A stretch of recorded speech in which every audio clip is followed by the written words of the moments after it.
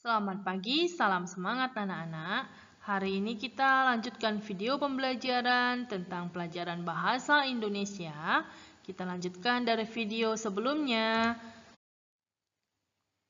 Menguraikan pendapat pribadi tentang isi buku sastra. Banyak manfaat yang diperoleh dengan membaca buku. Di antaranya adalah menambah wawasan dan pengetahuan. Kali ini kamu diajak untuk membaca buku yang berupa cerita ataupun dongeng. Melalui cerita atau dongeng yang kamu baca diharapkan kamu dapat membangun pendapat pribadi yang berkaitan dengan isi buku. Kamu bisa berpendapat tentang latar cerita, tokoh-tokoh dalam cerita, perwatakan tokoh dalam. Ayo menentukan latar, tokoh, watak, dan pesan dalam cerita. Unsur-unsur yang ada di dalam cerita, yang pertama tokoh. Tokoh adalah pelaku dalam cerita yang terdiri dari tokoh utama dan tokoh pembantu. Watak adalah perilaku yang diperankan oleh tokoh-tokoh di dalam cerita. Misalnya, watak protagonis adalah watak yang berperilaku baik seperti penyabar, santun, pemberani, baik hati, dan sebagainya. Yang kedua, watak antagonis adalah perilaku yang jahat seperti sifat iri, dengki, kejam, penindas, dan sebagainya. Yang ketiga, latar atau setting. Latar atau setting adalah tempat atau waktu dan situasi peristiwa di dalam cerita. Malin Kundang, anak durhaka.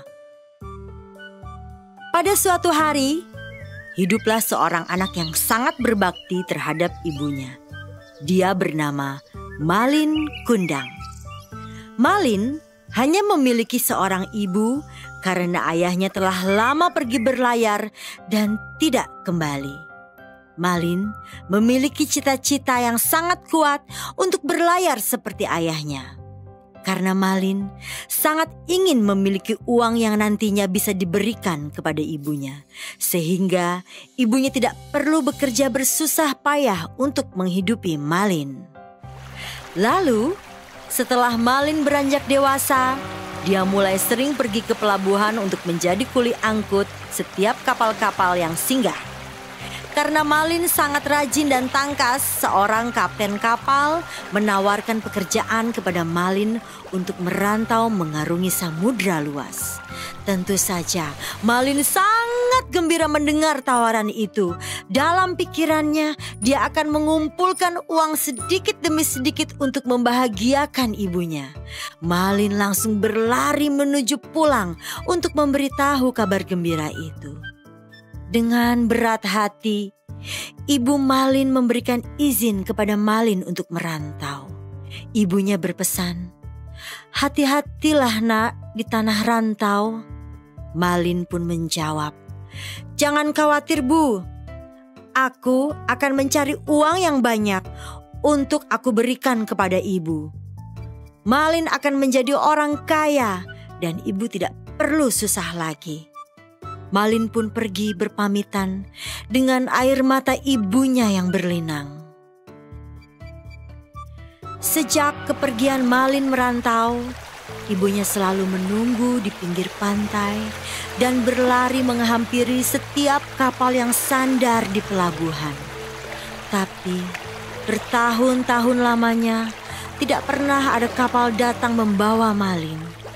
Hingga suatu saat, setelah 10 tahun berlalu, ada sebuah kapal yang sangat besar berlabuh. Semua orang datang ingin melihat kapal yang indah itu. Penduduk pesisir pantai berkata bahwa kapal itu adalah milik dari pemuda kaya raya yang sedang membagi-bagikan uang untuk orang miskin di kampung itu. Mendengar hal itu, ibu Malin yang sudah tua renta itu berjalan tergesa-gesa menuju pelabuhan.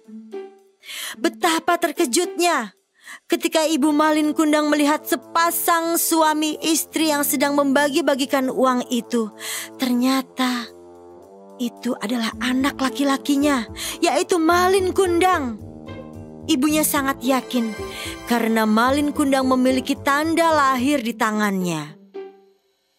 Ibu Malin segera memeluk Malin Kundang sambil menangis dan berkata, "Malin Kundang anakku, akhirnya engkau pulang nak." Tetapi di luar dugaan, istri Malin Kundang itu bertanya, "Siapakah ibu tua yang nampak miskin itu?" Bukankah Malin Kundang pernah berkata pada istrinya, dia hidup sebatang kara karena kedua orang tuanya sudah meninggal? Mendengar pertanyaan dari istrinya, Malin Kundang malu dan berusaha menutupi kebohongannya dengan menghardik dan menyingkirkan pelukan ibunya sampai ibunya terlempar dan terjatuh. Dia berkata, "Siapa kau? Berani-berani mengakui aku sebagai anakmu? Mana mungkin aku mempunyai ibu yang miskin sepertimu." Dengan cepat, Malin meminta kepada anak buah kapal mengusir ibunya sendiri turun dari kapal.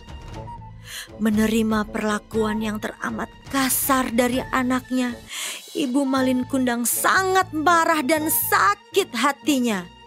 Dia pun meminta kepada Tuhan dan berdoa, "Ya Tuhan, Engkau Maha Penguasa, dengarlah permintaan hamba-Mu ini.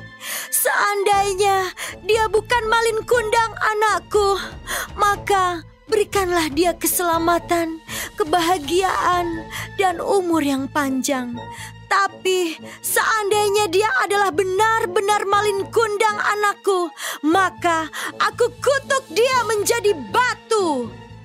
Seketika langit bergemuruh, awan menjadi hitam dan turun hujan yang sangat deras.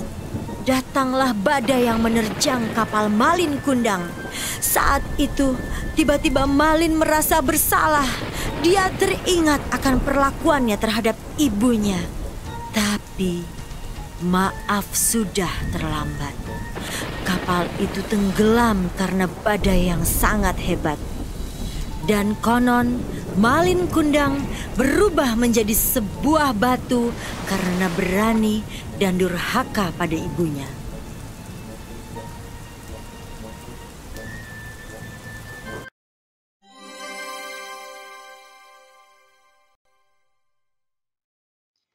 Oke, setelah kamu menyimak cerita dongeng Malin Kundang, maka kita bisa tentukan tema dari cerita itu adalah anak durhaka.